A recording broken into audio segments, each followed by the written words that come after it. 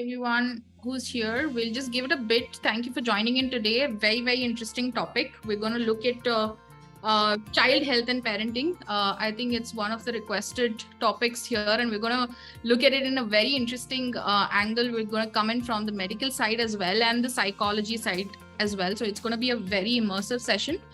I see a lot of people kind of pouring in, but let's give it a minute and then we can kind of just quickly get started, right? So very quick introductions while we wait for people to kind of join in. So I am the founder of MyAva. We're doing this in collaboration with Onsurity. MyAva again is a women's health and wellness platform that helps women, with conditions like thyroid, PCOS, etc. We have a community where women can come in and ask questions on health and wellness.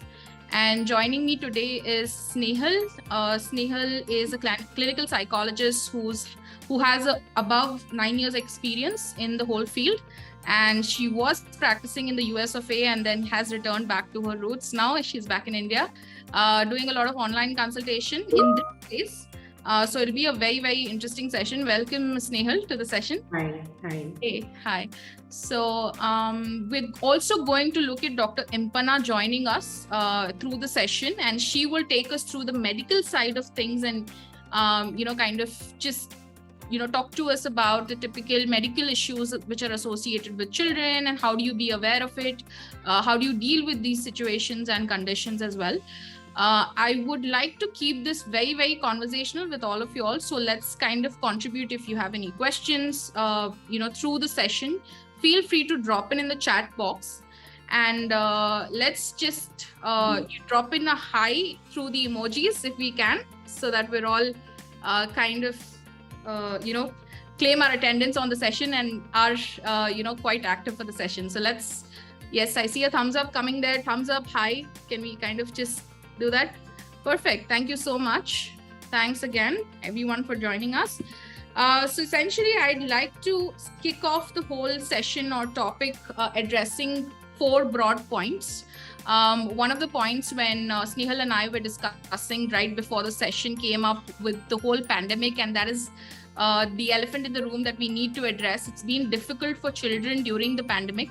Especially the ones who've never seen life otherwise, socially, right? Going outside, going to school, which is an offline school. They've spent most of their formative years being on an online school. So the whole experience of an online school can be a little intimidating for a child, right? So just briefly, first starting with, the whole pandemic as a whole, how has it affected the social life of children, Snehal? If you can kind of just throw a little light on that. Yeah, absolutely. So pandemic and COVID-19 and all have put us in a cage wherein it is necessary to be in that cage because of our own health reasons and safety. But obviously, because when you are in a cage, it is going to affect a lot of other things. It's going to stop you from doing certain things. It's the same that has happened with children as well. Children who have been going out, like going to school, going to meet their friends, it has affected them in a way wherein their whole routine was stopped abruptly. They didn't it was not because it happened so fast and it happened so they were not progressively they've not progressed towards teaching that okay, this is how your routine and normal life is gonna be. It was just all of a sudden. So for them it was very difficult, as it was for us adults as well, very difficult to just adapt to that new change. It was very difficult for children as well, and which grew in a lot of frustration and irritation in children, a lot of anger issues that I saw in children, dealing with when will the school start? Why am I not able to touch my friend, play with him physically? Why am I just seeing him over the phone? And all of those things. And also it somewhere affected them in a way wherein most of the children went into their shell, where they became, all of a sudden they became quiet, they were not very talkative and all of that. Apart from that, children who have never experienced social life, children who were born in pandemic or just before the pandemic and were supposed to go to the school but couldn't and just started online learning, for them it was this is how life was. So for them, that period wasn't difficult. For them, the normal life when it started, that was difficult for parents, because for them it was like, okay, how do we tell our children that that was not the normal life and this is the normal life now? You going out, going to school, meeting people. So that was the force was also just for parents to introduce that to their children, and also because they were they were so used to see people on screens. So it was very difficult for children, and it is very difficult for children to meet people. So how to how to address someone when you meet someone, what to do when you socially interact with someone, physically, you come into contact with someone, not knowing how to deal with that, a totally alien concept for children. So obviously, so in terms of social skills, how to communicate with people.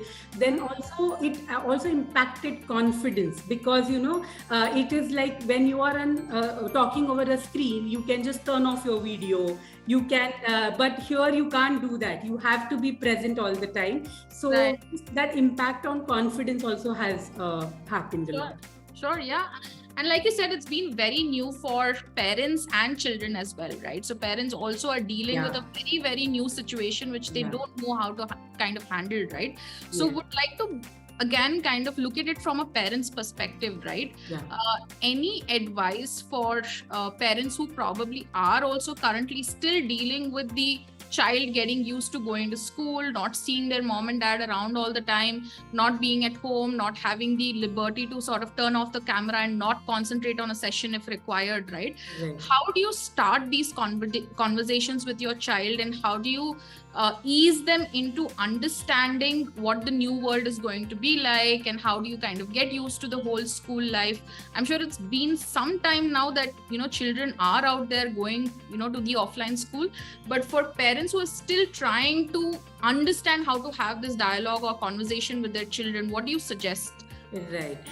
So for parents, what they can do and the role that they can play in their life is to guide them about this change in their life, and how to do that. It is not very difficult to do that. They can do it easily by just telling them what they can expect out of it. Like, for example, prepare your child when if he's going to school, what is it all, what all that the child can see in the school, what all that the child can experience in the school. How is his day gonna look? Like, if he's going to school tomorrow, how is his day gonna look? Like, okay, you have this class, so you might just enter the school, then you might you go and sit, then the teacher can come and she can tell you how about your day, then the class will start, and then there will be a break wherein you have to eat your lunch. So just to describe what a school day looks like, talk with your children about that. Ask them, are they scared about something?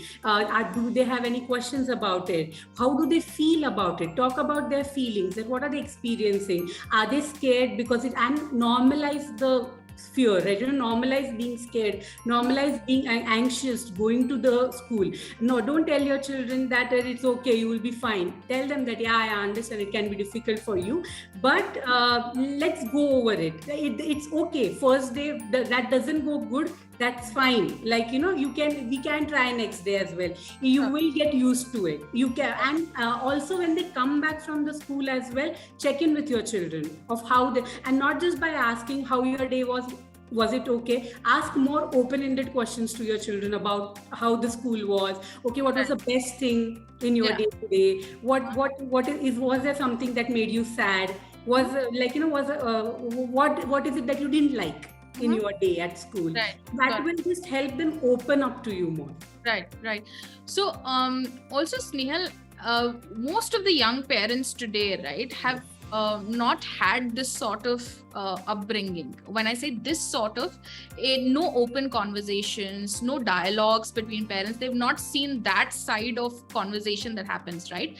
But there's this new style of parenting that is coming in, which is more inclusive, which is more conversational with your children, right? Which is encouraged through schools as well, right? But if you don't have a playbook to go back to from experience, it might be a little difficult for you to break that ice with your child, right? Because you have not experienced such sort of upbringing with your own parents, where they have sat down, talked to you about how your school has been, what was your favorite day of the school. So any suggestions for parents who are trying to break that ice, trying to change the way of parenting, or probably get into a more conversational side of parenting? Right. Yeah, that is a very good point that you mentioned, that we haven't experienced that. So for us as a generation, it was not that each and everything was explained or told. A lot was kept on us to experience it. It's okay, go, nothing will happen. Or and we also we did it. We overcome that. But it would have been better if we would have gotten that, just support or guidance, or just a small talk with where the parents are explaining us. So what I feel that parents can, again, it's not a very big thing to, you can just start with having a conversation every day with your child. Just begin with that. Most of the times parents face challenges when they're like, we try to talk to our children, but they don't talk. When we ask them, how was your school? They are just like, yeah, it was okay, fine. Yeah, okay only. So they don't talk much. So wherein then you have to break into open-ended questions. So try having a conversation and share. One very important thing that parents can do, and this helps a lot with my clients as well. What I tell is, share about your day. So if you want to know the other person to tell about their day, try sharing. So you're like, hey, you know what was the best thing in my day today? And then share about that. So what was yours? Right. So that will just give maybe you, and don't get discouraged if your child doesn't share at once. Give him some time. Give him give them the space to understand, okay, how does it feel after sharing? Or it doesn't share, most of the time they're like, okay, वो बताता ही नहीं है कुछ, or उसे कितना भी पूछ लो जवाब ही नहीं देता है, तो हम तो उसे पूछते ही नहीं है. Then it will be a full stop. Your child won't be open to learning or sharing or expressing what they are going through. So just keep that window always open and try asking questions. And this really helps. If they're not sharing, try opening up with your day, or expressing what you went through. Hey, most of the times with emotions as well, for example, if your child is getting angry, or if your child is showing a negative emotion, most of the times it helps to express it to your child that it is okay to feel angry. I also feel angry at times. What makes me angry? This and this makes me angry. Then maybe your child can express to you, okay, this this thing or this particular thing makes me angry as well. And then you can, but what I do when I get angry? This will get your child, you can teach your child as well how to healthily deal with that anger in that form of communication. Yeah. Right. Absolutely. So I had a very quick question for Dr. Snehal, in line with the point where you mentioned about, open-ended questions, right? Yeah. So what do you suggest parents who are being able to do this, but at one point, there's a point where these parents feel that these strategies aren't working because their children do not come forward to open up to those questions, right? And that's where I think parents should find a way to either de-stress themselves. Why? Because I think the persistence is really important, because parenting is a process. And I think a lot of parents tend to even give up after some time, where they I don't think my child is going to ever open up to me, right? So what would you suggest are some coping strategies for a parent in such a scenario? Right. One thing I would say is, don't stress out. As you said, that don't just give up or stress out or put a lot of stress onto it. That wide. And also, every children is different. So one child might be very expressive. One child might be he just doesn't express much, or the form of expression also can be different. Try to figure out how does your child like to express, what do they do to express. A lot of children I have seen, they love to write down about their day, and when they start to do that, when their parents introduce that, what I do is I also don't like to talk much, but what I do is I write down about my day in a journal. So see, venting out is important. Like, your child just expressing what they're going through is important. So it can be another form. For some children, they want to come home and they want to blabber all about what has happened in their day to their parent. For some children, they don't want to talk about it. And there can be days where your children don't want to talk about it. Maybe they, it's too overwhelming for them, or they're bored already discussing about it again. They have already talked with their friends about it. That's okay. It's not that every day they should talk about it. And it's okay if you share about your day and nothing comes from their side also. Right. It can happen those times as well. So it's you have to see it according to your child. How is it, if that's a pattern that you can see, like for example, you see that your child has suddenly just stopped expressing and he is not or she is not expressing for a long time, then that is a matter of concern, wherein you should then maybe try taking an external help or try seeing what is going on. Is there any issue that your child is facing? Right. No, fantastic point, I think. And just kind of dwelling again on the whole, new way of parenting sort of thing, right? What kind of, intrigues my interest is that we are living in a very, very new world today, which is a digital world, right? And I've seen both sides of parenting, where one parent is probably saying that, we didn't have the screen time, we did not kind of stick to our tabs or laptops and all of that, and I want my kid to go out and play in the sun, so I'm not going to kind of introduce them to digital, kind of gadgets, right? And there's the other side that probably when a toddler cries, they hand in like a Peppa Pig on their tab and say that, okay, watch this, and, kind of keep quiet. So I've seen both sides of parenting, but what is really required is a good balance between both of these styles of parenting, because we are in fact living in a digital world. There is no denying that, right? The child will have to be introduced to the whole digital space. We did not have it because the digital world was not existing in such form and format when we were kind of being brought up, right? So what's your advice to parents who come in with either extremities, and how do they find that balance between a good screen time, and how do they sort of condition their child to also understand the pros and cons of the digital world and use that wisely? One way, good point that you mentioned was that this is how it is right now. So this is our life. So we can't deny that we can't include the digital world, or we should not, because we are so dependent on it. Our children, like for example, when we were learning, we didn't need Google or internet to do studies, or we were more dependent on books. But right now, books have also become online. So, so children are more dependent on internet, or they have to go digital to do an important part of their life. So it is a part of learning right now. So first of all, the basic thing is we have to accept that this is how it is. This is the life. This is the exposure that our children are going to get. And in the pandemic, unfortunately, the school only went digital. So they have to be exposed to that screen time. The importance is just setting up a balance. So I feel the parents also should not be too hard on the children as well, because see, you need to understand that, okay, this is what it is. This much time cannot be compromised. For example, even if the schools have gone offline, if my child has to be online for something, maybe just watching a video on YouTube, or for some school work, or any other thing that is related to the internet or the digital screen, you need to just be aware about that and accept that, okay, this is how it is going to be. And set up a balance wherein I feel, because online world is too interesting for children.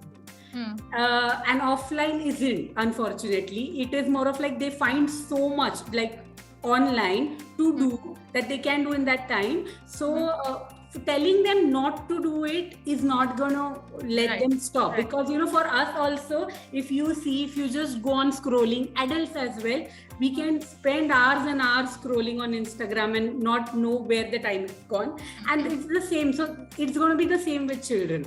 So what I feel is, to create a balance, there should be boundaries. This much of screen time is only allowed. Like there should be strict and clear boundaries that, okay, this is a half an hour, 1 hour, 2 hours, however screen time is needed for your child. This is the screen time apart from the learning. If the learning is happening online, apart from the learning, this much is the screen time which is allowed. And what you can do is, rather than telling them that, okay, this much of the screen time is allowed and you should use that only, and like, be more strict about it, you can try telling your child that, okay, so you have 2 hours of screen time. How would you like to use it? What do you want to do about it? What is the best thing about being online? Like, what can you learn? How can you have fun there? Like, what makes you happy? And how can you imbibe everything in those 2 hours? So rather than telling you will get this much only, tell them, you still tell them that you have 2 hours, but tell me how are you going to make use of it? Like, what are you going to do in those 2 hours? That way. And also try. Most of the children, they love the offline activities as well. They love maybe going out playing with their friends. They love going to a particular class and all of that. So try, for parents, then try talking with their children of what is it that can include in their life, which is an offline activity. Got it. So if you are having 2 hours of online digital exposure, what is it that you can do apart from that, which can be offline? Like, which can be the class that you would want to join, or talk to them about, okay, what is it that you enjoy the most when TV is not included, apart from, or mobile phone is not included. Apart from that, what is it that you enjoy the most? What is it that you would want to do? So talking about them, maybe you can spark interest in them about particular thing. If you think that they love something doing offline, try having a conversation about them. Find out how they can engage in that activity more. Is there a class that they can join, or they can do something at home? Bring them tools that they can use. Like, for example, if your child loves drawing but is not able to take out time, you bring tools to him, gift him the tools that they can start drawing, or just enroll them into a drawing class. Sure. Got it. Sure. So just kind of swiveling back into the whole offline schooling that's there, right? Now, kind of moving to the more serious sort of topics, right? One is what sort of mental health related concerns do children usually have at different stages of their upbringing, whether it's their kindergarten or whether it's the primary, and then kind of entering into their teens.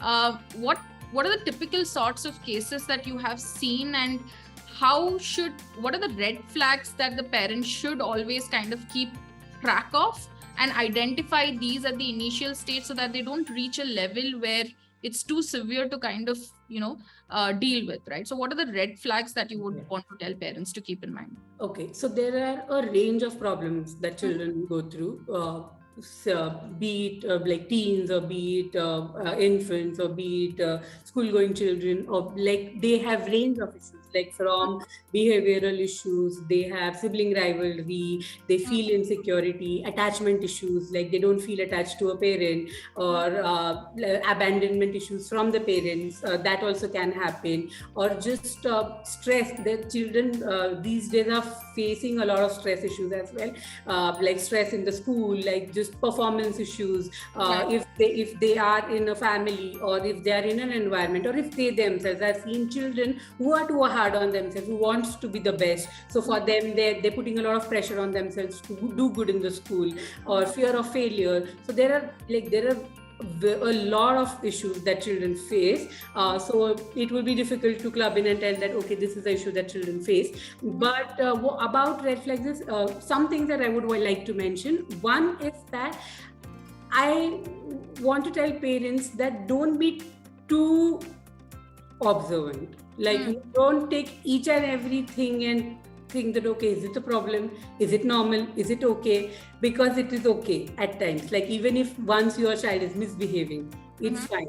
Right. Once you see something like, or you're seeing some behavior or a behavior that he's adapting and he's continuing doing it, it's okay. Like, it's not a very big deal. Just try being observant, but don't be too observant about it. Or too, like, don't hold on to each and every observation.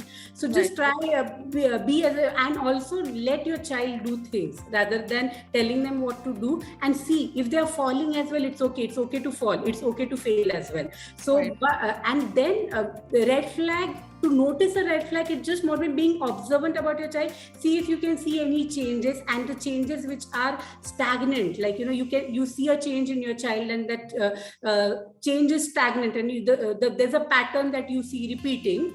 And if you feel that his day-to-day, one major red flag is, I would say, if you see that your child's day-to-day life is getting impacted, like by something, like by a particular behavior, like you see his studies are getting affected, or his social life is getting affected, his conversation with you is getting affected, his appetite is getting affected, his sleep is getting affected.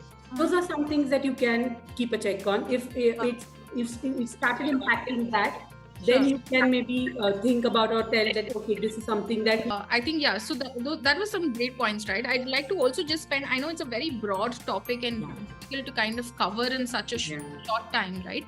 But would also like to spend about 2 minutes on something that's very important in terms of child safety, right? Having the good touch, bad touch conversation with your child. How does a parent deal with this? Because it's required from the minute, not even stepping out of the house, right? Probably the maids who come home, right? So how do you and the education is required for not only like a girl child, but for a boy child as well, right? For all children, in fact, right?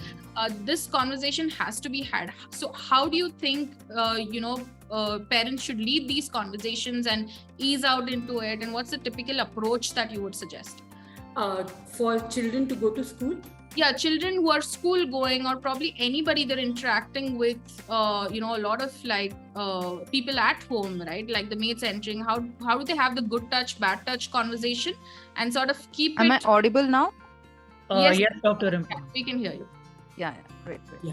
Great. So we're just wrapping up a conversation with Snehal, and we'll quickly kind of get to you with the medical side of things. But thanks for joining in. Great. So Snehal, do you want to take that and just spend 2 minutes? Good touch, bad touch. Okay, the first of all, good touch, bad touch is a myth that we need to burst. Like, it is not just about good touch and bad touch. It's much more than that. Sexual abuse, child sexual abuse, it's not just limited to a good touch or a bad touch. It can happen in other forms as well. It's a very big, I can talk a lot about it. But to sum it up, one, just don't be focused on good touch and bad touch. Abuse can start much before that, so be aware about that. Obviously, being keen and observant. Trust your child is the first thing that I would tell all the parents. Most of the times we are not and this is how abusers work. Like when they are abusing a child, they go on this instinct of, they know that they won't believe. And mostly that is why child sexual abusers are people who people from the known circle. According to the research as well, 95 or 98% of child sexual abusers are people related to the child, or from the from a circle wherein parents trust them. So that is why most of the times it just goes unnoticed, and the child is not taken seriously. And it is a very important thing that should be taken seriously. In fact, I work a lot on child sexual abuse, and to spread awareness about child sexual abuse with parents, and to help out children of what they can do, and how to make your child ready about knowing where to stop, and what to do when they feel that they're not safe. Sure. And then it can, and everything gone virtually, it can go virtually as well, like showing your child some photo, or that is also a part of abuse. So that's why it's not just limited to the touch. There are many more things that are there. So parents, trust your child. When your child is saying something, listen to it and don't ignore it. Because there might be something in there. Like maybe they are not able to express it properly, but that might be something that's important that you need to address. Sure, absolutely. Yeah, like I said, it's a very vast topic, and I think will require probably the entire session to sort of discuss it. But thanks for throwing light in there. Would you like to kind of summarize it all in all in terms of child health when it comes to the whole mental health side of things, right? Would you like to sum it up for all our audiences today? And before we do that, I'd like to take a quick question from Madhu, and she says, how to encourage child to go to the school? Every evening my niece is like, I won't go to school tomorrow, and just starts crying. How do you get rid of this? So one thing is that maybe she's not fine. Try talking to her about what is it that she doesn't like about the school. Why does she feel that she doesn't want to go to the school? Maybe try talking about the teacher. Most of the times what happens, children just tell that they don't want to go to the school, but when they reach the school, they're fine. So just talk with the teachers as well, that how is she doing in the school?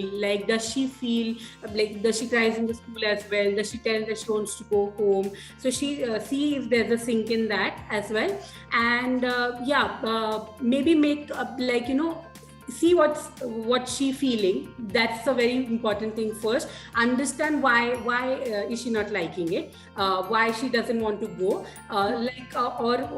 what is it that we can help you, what is it that we can do better that will help you, or that will make you feel nice while going to school, that will make you more ready for the school. And also apart from that, you can begin with this by having a conversation about what was the best thing in the school today, that we talked in the beginning of the session. So what's the best thing, what did not like about the school? So rather than, most of the times when you ask the child, why do you don't want to go to the school, they might not come up with an answer, but asking them that what is it that you didn't like in the school today, they can maybe share about or talk about, okay, this is what I don't like, and maybe that can be the reason that she doesn't want to go to the school. Sure. Fantastic. I think that's a great kind of place to start at, right? If we can kind of again quickly just sum up everything. I know we spoke broadly about a lot of different topics, but we want to kind of just sum it up and kind of give a quick takeaway for everybody who's kind of joined us today. That would be fantastic. Okay. So giving a takeaway, or what you can just take home from today's conversation can be one. Listen to your children. Actually listen to your children, wherein what they are trying to speak or what they are trying to say, that can be important. Try to ask questions, have conversations with children, have open-ended conversations with children. Also accept when your child is telling you something that they find this difficult to do, or they're scared to do something. Acknowledge it and tell them that I understand that can be, and put yourself in their place. Right. It must have been difficult for us as well, but we want our children to be stronger. So we want them to tell, so we tell them in hope that if we tell them that, they'll be also stronger. But it is completely, and it is stronger and brave. It will make your children stronger and braver if they acknowledge and they are vulnerable, and if they acknowledge their emotions. Sure. So begin by acknowledging their emotions. Right. So keeping an open ear to what they're saying, and having more open-ended conversation. We definitely encourage everyone who joined it today to do that. We're going to continue this conversation with Dr. Impana, but before that, if we can quickly, with a thumbs up, kind of acknowledge the talk that we've had with Snehal today, who's helped us understand child psychology in 30 minutes. I think we've gained a lot. So if we can have quick thumbs up to thank Snehal for joining us on this conversation, that'd be great. Great, fantastic. If you can even leave some comments on what would you like to see further on this topic, what would you like us to break down even further, maybe in future sessions. If you can leave some suggestions on this particular topic, would be fantastic, and we'll kind of take that in. Right. So great. Thank you so much for joining in, Snehal. Do we have Dr. Impana here? Would love for you to stay back for the session, just in case we have some things that kind of are a combination of mental health and the medical side of things. But Abhishek, can we quickly check if Dr. Impana is here? Yeah, we have Dr. Impana here. Yeah. Am I audible? Yes, Dr. Impana. Thank you so much for taking the time out. Yes, very good evening. And I'm a little bit when I'm working, I'm a little bit No, we held up. understand. Yes. So it was a really great enlightenment, you can say, than just awareness. It's an enlightenment about child mental health. Yeah, absolutely. And yeah. also the physical health, and it also impacts the mental health. Yeah. And I think you won't be surprised if I say child care starts before you conceive a baby.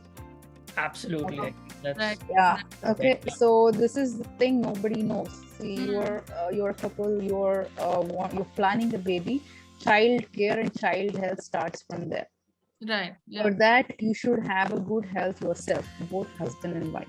Yeah. So I would suggest start from there. What you have to do. Mhm. As a couple, you have to undergo a series of health tests to discover whether you have normal health first. If you have any illness that would impact after a mother conceives a child, that can impact the growth of the child. She can carry your disease. She can have genetic imbalance. She can have anatomical problems. Okay, so all these things has to be kept in mind. So basically, that also impacts the child care in future. So very rightly said, because we deal with a lot of women who come in with challenges getting pregnant, and when we talk to them about what your challenge is, whether it's conditions like PCOS, thyroid, whatever it is, right, their focus is to just get pregnant, right? And they're like, let me just ignore the condition that I have, I just want to conceive, right? Which is, and then they end up not being able to hold on the pregnancy. They have miscarriages because of health issues, right? So our focus, we always tell them, you can go to some other place if you want to just get pregnant, but we're going to focus on getting you to the best of your health and then kind of helping you conceive, right? So very right. So I will highlight few things that you have to concentrate before you conceive yourself. So first thing is, most commonly what I see in our couples is anemia. Anemia. Okay. Anemia, most of the ladies suffer from anemia. They suffer from malnutrition. They have low calcium, low anemia, and they want to start a life, and also folic acid deficiencies and all. Okay, other thing is thyroid. Your thyroid has to be normal. Okay, get a thyroid test, get your hemoglobin checked, get your sugars checked, and your BP should be normal. And also you'll have so many neural tube defects if your folic acid is not right.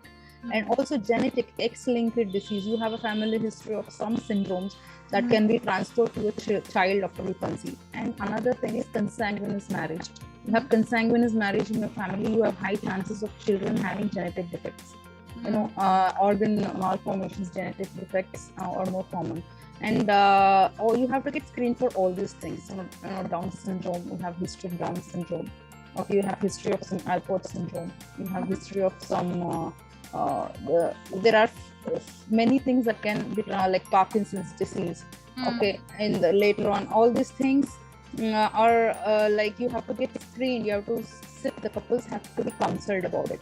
Either they are going to have their own child, or they're going to have a surrogate mother, or they're going to have there are various way of having children without having a healthy baby by discovering what is the issues the parent have. Okay. First thing is this is before conceiving. Then after the mother conceives, after she has to keep on doing routine tests and keep her hemoglobin normal, thyroid normal, see to it that she doesn't have seizures or pregnancy-induced hypertension, pregnancy-induced diabetes, all these things that has to be taken care of. And also screening, we do ultrasound screening of child to monitor the growth of child, whether the child has developed any malformation, developmental disorders. All these things has to be taken care during her period of antenatal period. Okay, and then mother has to also receive some immunizations that has been suggested to her. Okay, she should also take all the supplements and do regular antenatal visits as suggested by the gynecologist or her obstetrician. Also, she should take care of her nutrition as well. Then after the baby is born, okay, you should not forget, our government has designed in such a way the universal immunization schedule, okay, that you have to follow. at birth you have 0 dose of BCG, hepatitis B, OPV, and again at 6 weeks, 10 weeks, 14 weeks, we have similar dose chart you will be given okay, to the child. See, why have we all this BCG covers tuberculosis, hepatitis B, speaks for itself, polio, it has been almost eradicated is what we, all these things have affected our past generations. They have suffered a lot, due to which we have come up with immunizations, and now we have children who doesn't commonly have it. These were all the immunizations what we are giving to our children are those diseases which our children have suffered. Okay, so we should not ignore immunization. So you should definitely immunize your child, okay, and complete the immunization schedule. Okay, and also other problems when you have a child is that what you suffer is from protein energy malnutritions. Like the first 6 months, we ask mother to exclusively breastfeed the child. So breast milk has a lot of nutrition and immune boosters. Okay, like I have a seeing someone saying what can we give for child to boost his immunity? See, mother's milk when the baby is born for 6 months, mother's milk is an immune booster. It has a lot of immune components that will help the child to build its innate immunity. Innate immunity is a natural immunity. Okay, so I would suggest go with the natural food you have. First is breastfeeding, then after 6 months you have to supplement with add-on feeds. Okay, that would be from your own kitchen. What you eat, it should be full of protein, carbohydrates, fruits, and everything along with the breast milk. And then you have to give them the balanced diet. Okay, and with all these things, you will be able to fight against the common disease. What are the common diseases the child see? Cold, cough, fever, loose motion. Right. These are pneumonia, the adenoids, tonsillitis. These are the common diseases children usually face. Right. Apart from that, childhood diabetes mellitus, okay, childhood seizures, okay, childhood organ development malformation or congenital heart disease. These are the things children will suffer. But for everything, what is a better care is that what we have followed before birth, after birth, and during the birth, whatever I have said, if you have made a checklist of it and kept in mind and done all the immunizations, followed all the breastfeeding advices, or followed all the nutritional advices, all these things will help for the child in the long run. As an adult, in the long run, she'll have a good development, strong bones, okay, a good mental development. There won't be good milestone development. Okay, right. All these things are impacted with all this, and protein energy malnutrition, loose stools, respiratory infections. Okay, and if the baby is born, premature, see, sometimes we cannot avoid premature deliveries. Baby will have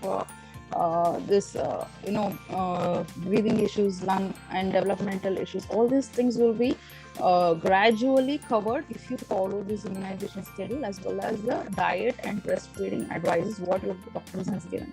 And apart from the encourage, and when your child starts smiling, absorbing your surrounding, whatever Dr. Snehal has said, I think you should concentrate on the mental health of the child. Give them the encourage them, tell them how to accept the negativities, how to deal with it, listen to them, give them an opportunity to express, accept whatever this is. That is what Dr. Snehal has said.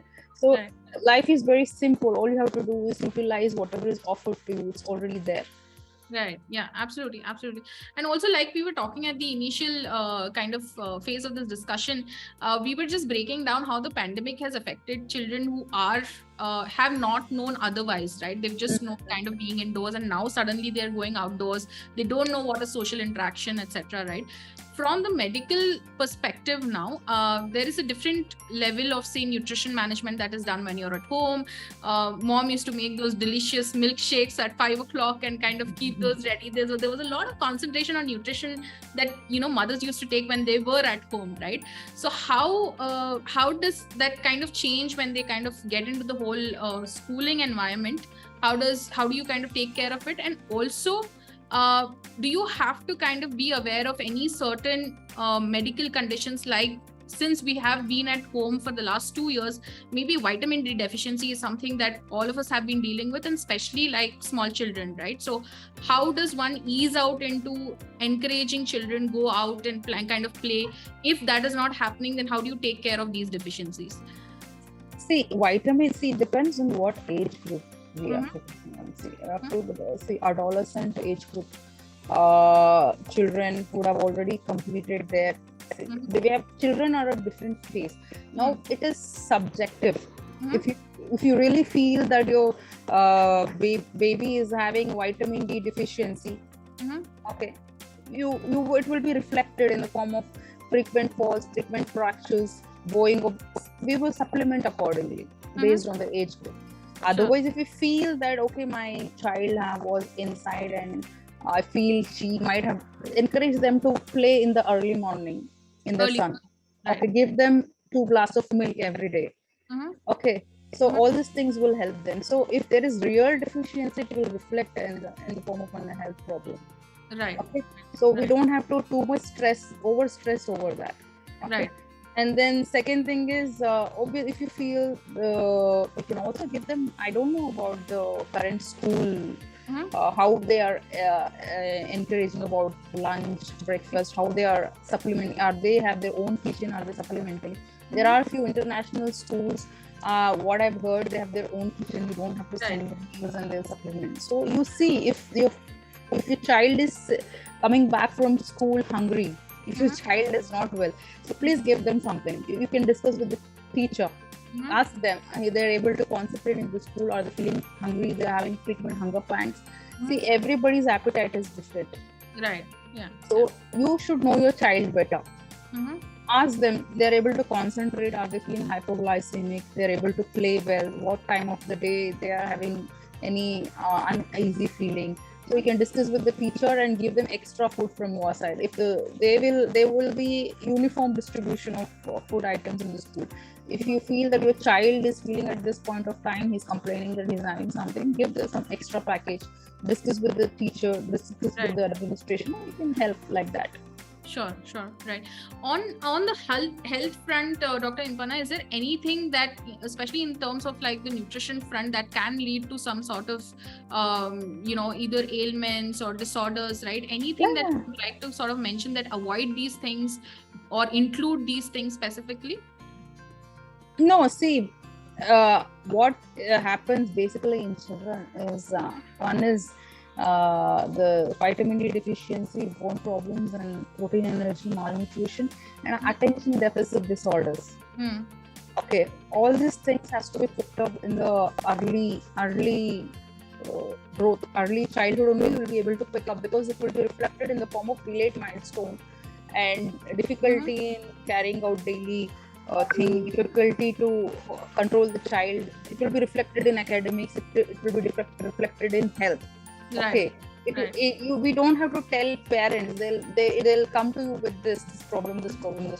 I would say that, see, your child is able to cope up with the normal children. She is able to cope up with the academics. He's able to cope up throughout the day.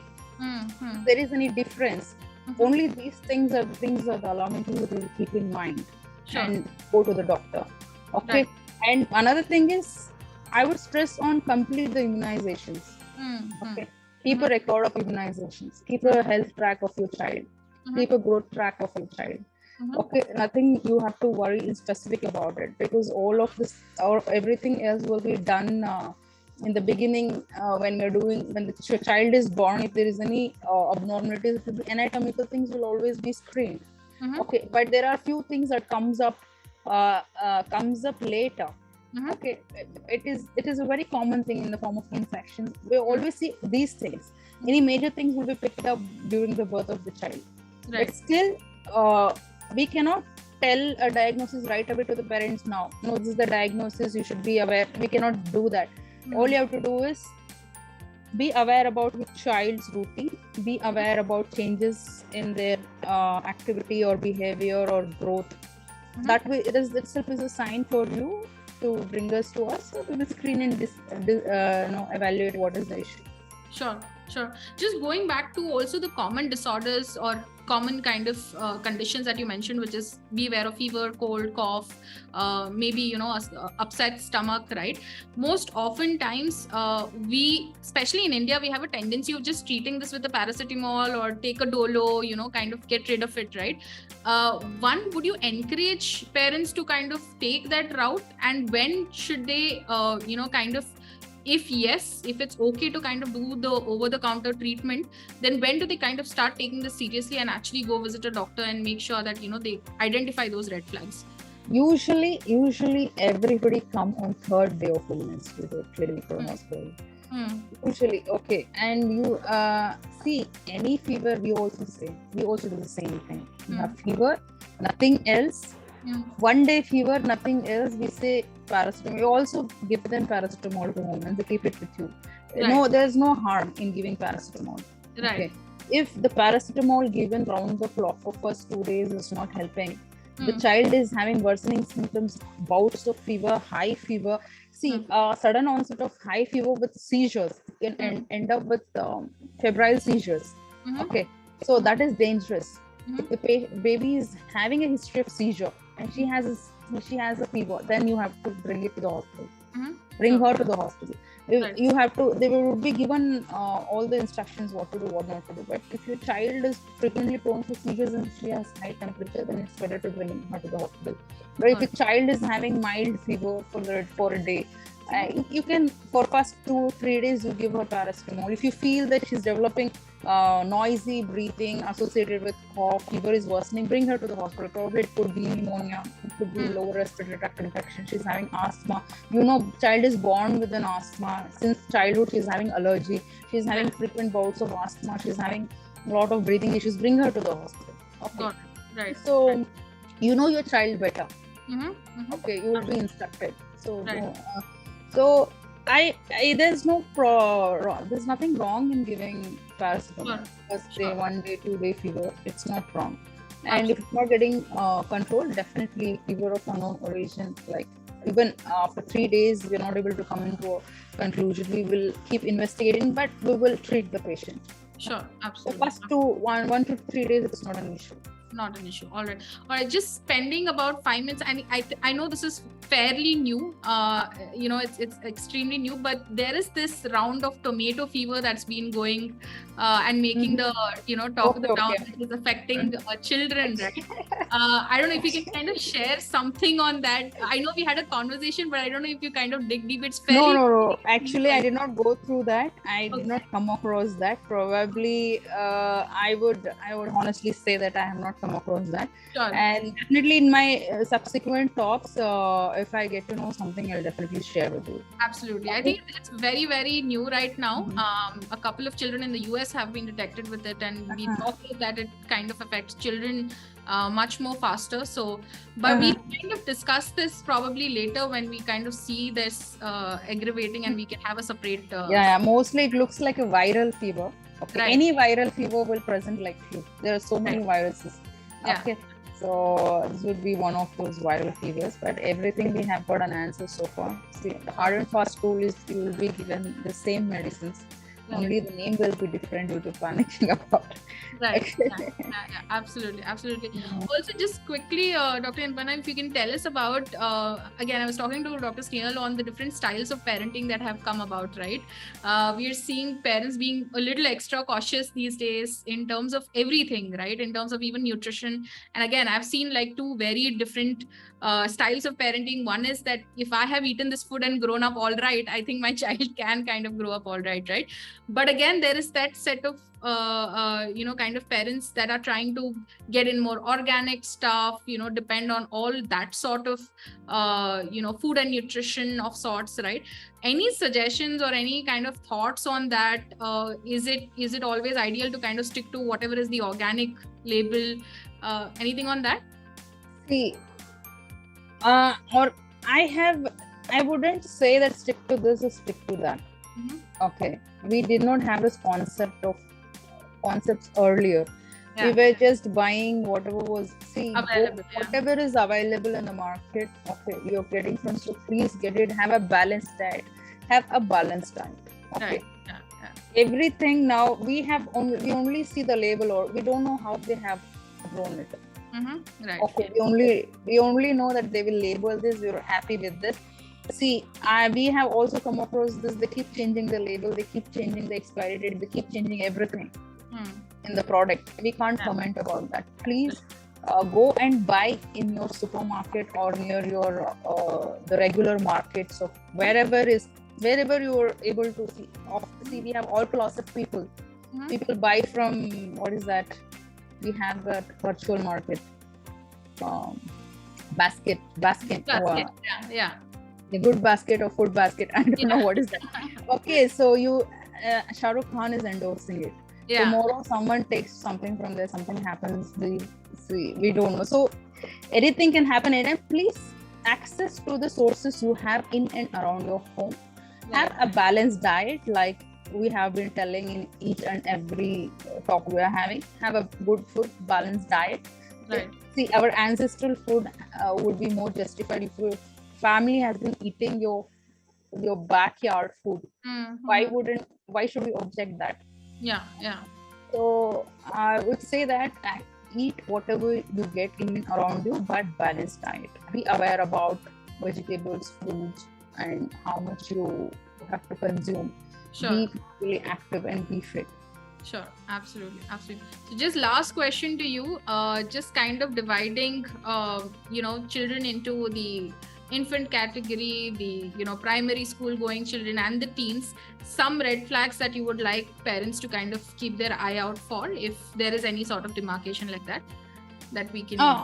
You mean infants? So obviously, infant itself is a red flag. Yes. Okay? You have to always be alert about the child. Yeah. Okay. All you have to focus about, they don't speak, but they express in the form of cry, silence. Baby is always active. Infants, if they are good, they are active. If they are not good, they are dull and they will cry, or they express in this form. Okay, you can also see in the form of any physical signs you see. Okay. And coming to children, obviously they will speak, they'll tell you, listen to them. See, the abuse and all, whatever Dr. Snehal was telling, will start from when the people will be able to move around in the surrounding. Right. Okay. It will impact, all the social issues will impact their mental health. Right. Also, and also keep a track of their growth, milestones. Disabilities will be visible when they are in the preschool age, or children when they start walking, become more active. You will be able to find out the disabilities they have, nutritional or physical, anything. So keep a track of that. Now, adolescent is, now it comes to a total mental health. They're more into the psychological impact about their secondary sexual character. I would say that when you come to the teens, I would say be open to them about secondary sexual changes that happens in the body. Right. Explain them before they become more curious and explore somewhere else. As a parent, I would say you should educate them about everything. And whatever is there in the textbook. Sometimes you see, I would say when I was in 10th standard, 9th standard, all of you would have had, or teachers would have skipped the chapter. Yeah. Okay. So see, when you come to teens, then the curiosity becomes a red flag that they, apart from your developmental problems, if you had earlier, if you had any associated disease, there's more chances of mental illness in teenage. Right. Yeah. And also misconceptions about secondary sexual characters, and also their emotional changes, hormonal changes. All these things has to be taken care of. So better you as a parent, you know it very well. Have an open mind. Sit and explain to them. Okay, children are very, very open to things. They'll understand it in a right way if you deliver it in a right age, in a right way. Otherwise, they will just see it as a curiosity or a wrong thing. Right. It's all existing in this era. You know, it's there. Right. Understood. Quickly taking a question that's come in by Madhu. She said, does child's mental health get affected or impacted if mother is having stress before the child is born?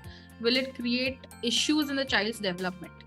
See, stress of a mother will cause problem for the childbirth. Now, how much the stress has impacted the child. Now, if the mother is stressful to such an extent that she ended up to have diabetes or seizures during the delivery. Now, during the delivery, I mean, if that has impacted the childbirth, if the child has suffered hypoxia because of her illness, that the child has born with hypoxia, it had meconium aspiration, or it had born at 7 months because of the illness in the mother, then we have to see in the run when child start growing whether it has got a damage or milestone delays, it has got any disability, that we have to see. As of just mother is stressed, she's got anxiety, will not impact the child's birth. If the stress has come with her pre-existing illness like seizures she had, eclampsia she had, disseminated intravascular coagulation, she had abnormal childbirth, then that will have an impact. If only stress in mother cannot have an impact on the child. If she's healthy, if she's eating well, and the child is having a good birth weight, good development, and it is born, completed the term pregnancy, will not have any problem. Right, understood. So if it's more physiological, then they should be, kind of. Yeah. So, Dr. Snehal, just coming in again quickly on that part, anything that you would like to suggest to like moms who are carrying or pregnant, how do you kind of maintain a good sort of environment, keep it positive during that state? Okay. So yeah, as doctor told that unless and until severe stress or like some trauma that they're going through, it won't impact the child development.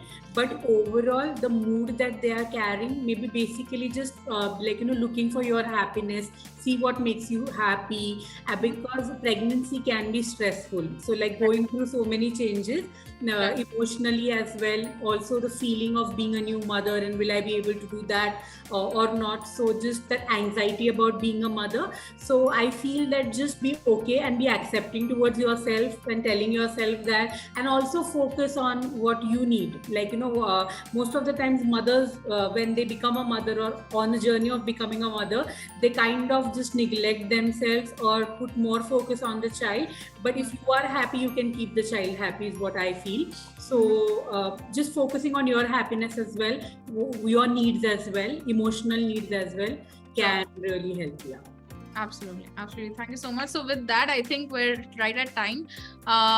Lovely kind of having both of you all here. It was such an interesting and eye-opener topic, for everyone here, right? So we kind of took away a lot through this session. Also, Madhu is asking if we can have a session on PCOS and pregnancy. For sure, we are specialized in that. So Abhishek, the Onsurity team and us will kind of collaborate, and we can definitely have a session very soon on PCOS and pregnancy. But again, would love to thank Dr. Impana, Snehal to kind of take the time out today and kind of talk to all of us today. And any parting words that you would want to leave us with? Dr. Impana, if you'd like to go first. Parting word is that I just want to add probably. Sure. See, if you're talking about child care, child mental health, see, it all depends on the family. A broken family, separated parents, single parent, already stressful parents will definitely have impact on the child, on nutritional aspect, mental aspect, general health.